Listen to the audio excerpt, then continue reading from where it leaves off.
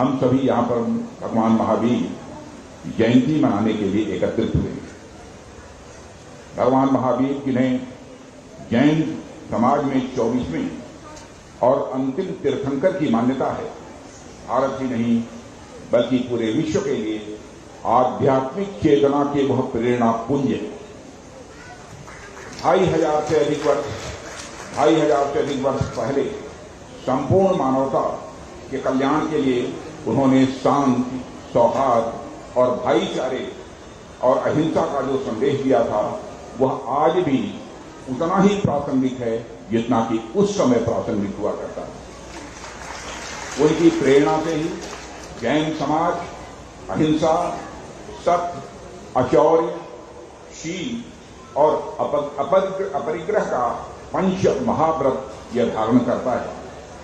मैं मानता हूं कि यह पंच महाव्रत केवल जैन समाज तक ही सीमित नहीं रहना चाहिए, बल्कि हर मनुष्य के जीवन में यह पंच प्रण होना ही चाहिए, ऐसी हमारी यह मान्यता। जब वैदिक कालीन भारतीय समाज कुरीतियों और रूढ़िवादिता का शिकार हो गया था, तो भगवान महावीर ने समाज को न केवल उस जड़ता से उबारने का काम किया था, बाहर निकालने का मार्ग प्रशस्त किया था, बल्कि सनातन धर्म को एक नया, सरल और सहज रूप भी प्रदान किया था हमारे भगवान महावीर ने। साथियों, जब भी कोई महापुरुष धरती पर अवतरित होता है तो वह समाज को कोई नई दिशा देता है, मगर साथ ही साथ उन्हीं मूल्यों से पुनः प्रतिस्थापित करता है जिनकी उस समाज में उपेक्षा हो रही थी। भगवान महावीर ने भी प्रेम, क्षमा, दया, करुणा और अहिंसा जैसे मूल्यों को पुनः समाज में स्थापित करने का काम किया है। हमारा देश ऋषियों, संतों और मुनियों की परंपरा वाला यह देश है। शताब्दियों तक मिलने वाली चुनौतियों के बावजूद भारत की मुनि परंपरा आज भी अटूट है कि हमें विश्वास के साथ कह सकता है। हमारा जैन समाज इसका एक जीता जागता उदाहरण है। देवियों व सज्जनों, इस समय अंतर्राष्ट्रीय स्तर पर, जैसा कि मुनिवर ने भी अभी अपने उद्बोधन में कहा है, रूस और यूक्रेन के मध्य युद्ध चिंता की लकीरें हम सबकी बढ़ाता जा रहा है। अंतर्राष्ट्रीय स्तर पर आशंका इस बात की है कि नाटो और रूस में टकराव होने के संघर्ष का स्वरूप कैसा होगा, यह कुछ कहा नहीं जा सकता। न जाने कितनी हिंसा होगी, इस संबंध में भी कोई अनुमान नहीं लगाया जा सकता। अर्थात सारा विश्व हिंसा के विचार के कारण एक संघर्ष में संलग्न है, और जब हम हिंसा की बात करते हैं तो सिर्फ प्रत्यक्ष हिंसा नहीं, मानसिक हिंसा भी एक प्रमुख भूमिका निभाती है। देवियों व सज्जनों, आज व्यक्तिगत स्तर पर एक दूसरे से घृणा, ईर्ष्या, गलाकाट, प्रतिस्पर्धा, मनोवैज्ञानिक हिंसा की मानसिकता को भी निरंतर बढ़ावा मिल रहा है। मैं इस समय देश का रक्षा मंत्री हूं, पूर्व में गृह मंत्री रहा हूं, तो मैं युद्ध और आतंकवाद दोनों की संभावनाओं को बहुत नजदीक से मैंने देखा है। आतंकवाद हिंसा की एक विकट मानसिकता है जो निरपराध लोगों की हत्या करके आत्मसंतुष्टि का अनुभव करती है। देवियों व सज्जनों, निरपराध लोगों को मारना यह वीरता नहीं होती। अपने लोगों की रक्षा करते हुए संघर्ष करना और वीर गति को प्राप्त होना, यही वीरता होती है। जो शत्रु पर विजय प्राप्त करे वह वीर कहलाता है, परंतु जो अपने मन पर विजय प्राप्त करे वो महावीर कहलाता है। यह हमारे यहाँ की मान्यता है, क्योंकि जो शत्रु पर विजय प्राप्त कर सके वह वीर, और जो अपने मन पर विजय प्राप्त कर सके उसे भी हमारे यहाँ महावीर कहा जाता है। इसलिए जैन धर्म यह शिक्षा देता है कि बाहर की विजय से पहले और उससे कहीं ज्यादा बड़ी अंदर की विजय हुआ करती है। अर्थात जब व्यक्तिगत से लेकर राष्ट्रीय और अंतर्राष्ट्रीय स्तर तक का सर्वत्र हिंसा का वातावरण हो, तो समाधान देने की क्षमता उसी विचारधारा में होती है जो आमूल चूल और समग्र रूप से हिंसा के विचार को नकारती हो अथवा हिंसा के विचार को परित्याग करती है। यह विचार जैन धर्म में अपनी पराकाष्ठा में दिखाई पड़ता है, यह बात मैं विश्वास के साथ कह सकता हूं। इसलिए मैं यह कह सकता हूं कि जैन धर्म जितना प्राचीन है उतना ही आज के संदर्भों में भी प्रासंगिक है यह जैन धर्म। इतना ही नहीं, इससे भी आगे बढ़कर आज विश्व में सभ्यताओं के स्तर पर पूरी की पूरी सभ्यता दूसरी सभ्यता को हिंसा के आधार पर नष्ट करने के लिए तत्पर दिखाई पड़ रही है।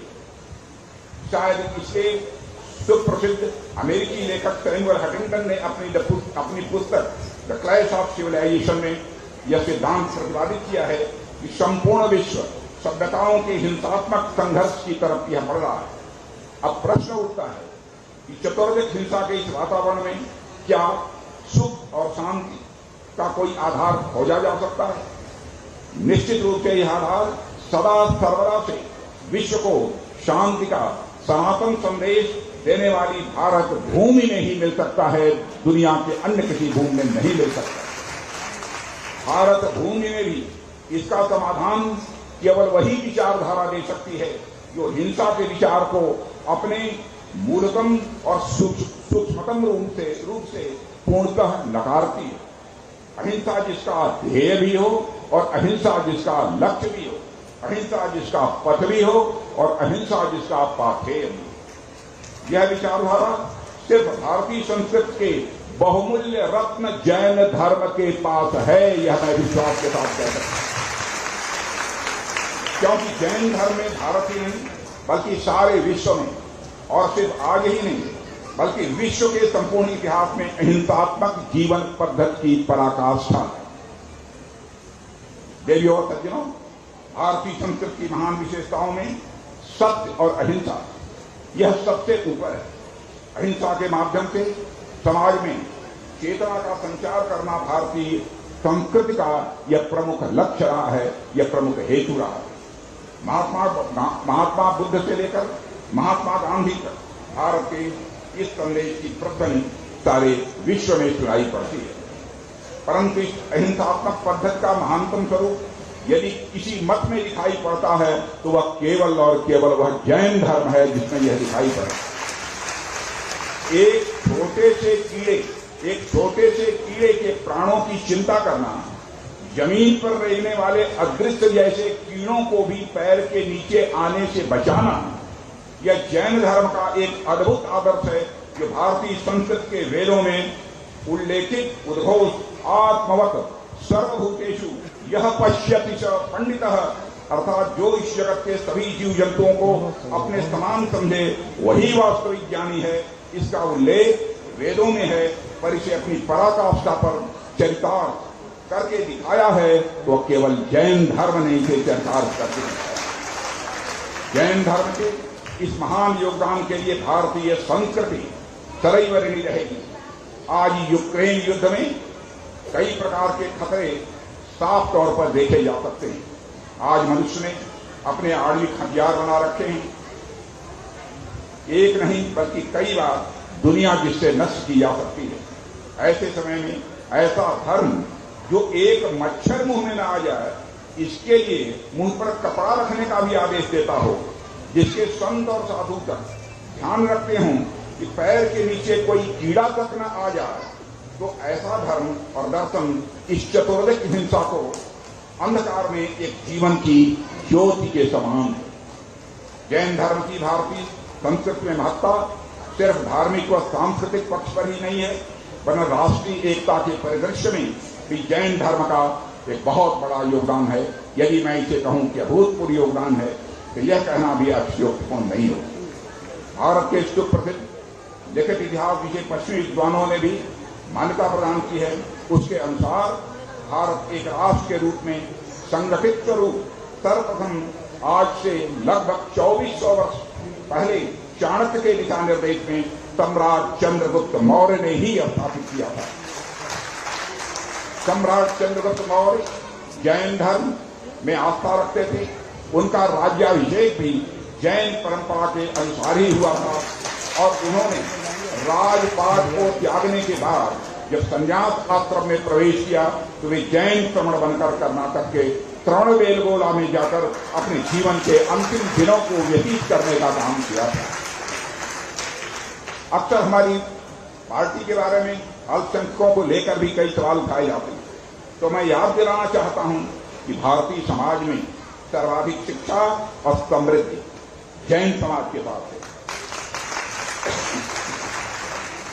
जिनकी जनसंख्या जिनकी संख्या 1% के आसपास है कुल जनसंख्या, यानी 1% का समाज देश में अग्रणी भूमिका निभा सकता है, तो किसी दूसरे समुदाय को भी शिकायत करने के बजाय प्रेरणा लेने का प्रयास करना चाहिए।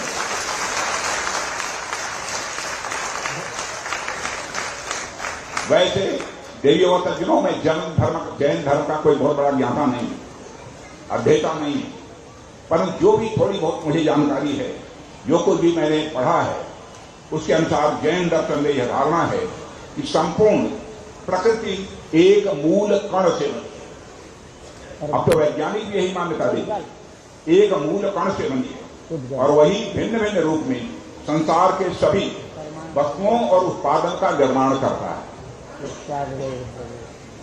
कण से कण मिलकर ही यह पूरी सृष्टि बनी है। उस मूल कण को आप सभी जानते होंगे क्या कहते हैं? उद्गल। उस मूल कण को ही उद्गल कहा जाता है। अब आप इसे सुखद संयोग ही कहेंगे कि हाल ही के वर्षों में विज्ञान की सबसे बड़ी जो खोज हुई है वह 2012 में यूरोप की एक सर्न लैबोरेटरी है। सर्न लैबोरेटरी में प्रकृति के मूल कण हिग्स बोसोन, जिसे आम भाषा में गॉड पार्टिकल या ईश्वरीय कण कहा गया है। क्या गॉड पार्टिकल की अवधारणा में उद्गल की अवधारणा का प्रमाण नहीं दिखता है? जिस गॉड पार्टिकल की खोज की है 2012 में, जिसकी सर्न लैबोरेटरी में की गई है, वह वही कण है जिसे हम उद्गल कहकर पुकारते हैं। ये जैन धर्म की शिक्षा की संख्या नहीं, परिमाण नहीं, बल्कि ऊंचाई और महानता का भी एक प्रमाण है। आज जब सारा विश्व मांसाहार छोड़कर शाकाहार की ओर तेजी के साथ बढ़ रहा है और विश्व के कई बड़े संस्थान शाकाहार को प्रोत्साहित कर रहे हैं, तो मैं मानता हूं कि विश्व के सबसे प्रखर और प्रबल और संपूर्ण शाकाहारी जैन समाज की एक प्रकार से यह नैतिक विजय का प्रतीक है। अभी कुछ दिनों पहले एक सर्वेक्षण में आया था जिसने भारत में भिन्न भिन्न समाजों की सामाजिक स्थिति का वर्णन किया गया। उसके अनुसार भारत में जैन समाज सर्वाधिक शिक्षित समाज है, यह सर्वेक्षण की रिपोर्ट थी। मैं तो यह मानता हूं जैन समाज सिर्फ शिक्षित ही नहीं है, बल्कि उसके पास वे शिक्षाएं हैं जिनसे सारे समाज को आज शिक्षित होने की आवश्यकता भी है। वह इस बात का प्रमाण है कि कोई समुदाय संख्या बल में यदि कम भी हो तो भी वह गुणवत्ता के आधार पर समाज में अपनी श्रेष्ठता सिद्ध कर सकता है, और वह काम यदि कोई एक समाज कर रहा है तो उसका नाम है जैन समाज। देवियों और सज्जनों, कुछ लोग यह कहते हैं कि जैन धर्म बहुत कठोर नियमों वाला, बहुत कठोर धर्मों वाला यह मत है, अतः यह काफी हद तक अव्यवहारिक है। मैं उन लोगों से कहना चाहता हूं कि कठिन से कठिन परिस्थिति में कठिन से कठिन तपस्या करते हुए इस प्रकार से व्यवहारिक जीवन किया जा सकता है, यह जैन मुनि और जैन संतों को देखकर अनुभव किया जा सकता है। आज बहुत से लोग यह प्रयास करते हैं कि जैन धर्म को हिंदू धर्म से पृथक स्वरूप प्रदान किया जाए। वह हिंदू संस्कृति जिसने अहिंसा का विचार सर्वप्रथम संसार के सामने रखा और उस विचार को अपनी चरम सीमा तक जिस जैन धर्म ने पहुंचाया, उस जैन धर्म को हिंदू संस्कृति से पृथक करने का प्रयास वैसा ही है जैसा किसी विषय के एक क्षेत्र विशेष में सर्वोच्च डिग्री बीलिट या पीएचडी हासिल करने के बाद यह सिद्ध करने का प्रयास किया जाए कि इस व्यक्ति का उस मूल विषय से कोई मतलब नहीं, अथवा वह पीएचडी मूल विषय से पृथक है, तो यह बात पूरी तरह से हास्यास्पद लगती है। उसी प्रकार यदि हिंदू संस्कृति एक विषय है तो मैं दावे के साथ कहना चाहता हूं कि जैन धर्म उसकी अहिंसात्मक क्षेत्र में डॉक्टरेट की डिग्री, जैन धर्म की मान्यताओं के अनुसार भगवान महावीर के जन्म से पूर्व माता त्रिशला को स्वप्न में एक बालक दिखा था और जन्म के साथ भगवान महावीर ने जैसे ही पग बढ़ाए तो उनके हर पग पर स्वतः कमल का फूल खिलता गया। तो मैं यहां भगवान महावीर के चरणों में बैठकर यही प्रार्थना करता हूं कि एक बार पुनः अपने चरणों की धूल से भारत में कमल को सदा सर्वदा खिलते रहने का आशीर्वाद करें। अब क्षमा कीजिएगा, इसको पार्टी के साथ मत जोड़िए। डॉक्टर साहब ऐसे हैं कि भगवान महावीर स्वामी स्वयं कमल के ऊपर ही विराजमान हैं।